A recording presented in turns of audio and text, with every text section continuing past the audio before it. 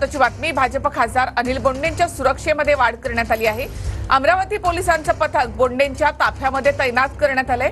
ठाकरे गटाच्या महाप्रमुखानं बोंडेंना फटके मारण्याची धमकी दिली होती। थेट माहिती आपण घेऊयात आमचे प्रतिनिधी स्वप्नील उमाप यांच्याकडून। स्वप्नील, काय माहिती या संदर्भात?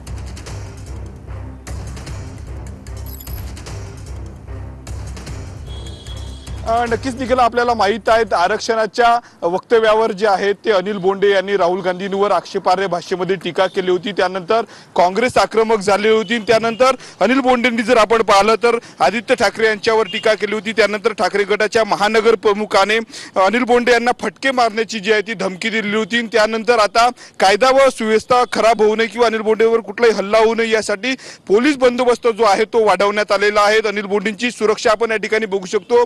पोलिसांची वाहनं जे आहेत ते 24 तास त्यांच्या सोबत असणार आहेत। अमरावती शहर पोलिसांचे संपूर्ण कर्मचारी आहेत जे सध्या अनिल बोंडे यांच्या घरापाशी तैनात आहेत।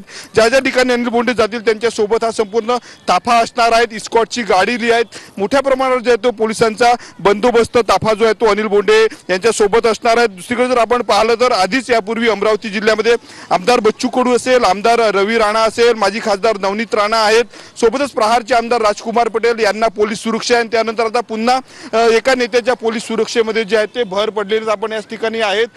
खासदार अनिल बोंडे यांचं हे अमरावतीमधील निवासस्थान आणि या निवासस्थानावर आता पोलीस दाखल झालेले आहेत। मोठा फौजफाटा जो आहे तो आता अनिल बोंडे यांच्यासाठी सुरक्षेच्या दृष्टीने राहणार आहे। धमकी दिली होती त्यानंतर भाजपच्या पदाधिकाऱ्यांनी जे आहे ती पत्र लिहून जे आहे ती अनिल बोंडेंना सुरक्षा द्यावी अशी मागणी केली होती। त्यानंतर आता पोलिसांनी जे आहे ते अनिल बोंडे यांना सुरक्षा पोहोचवलेली आहे। निखिला, धन्यवाद स्वप्नील, एकूणच माहिती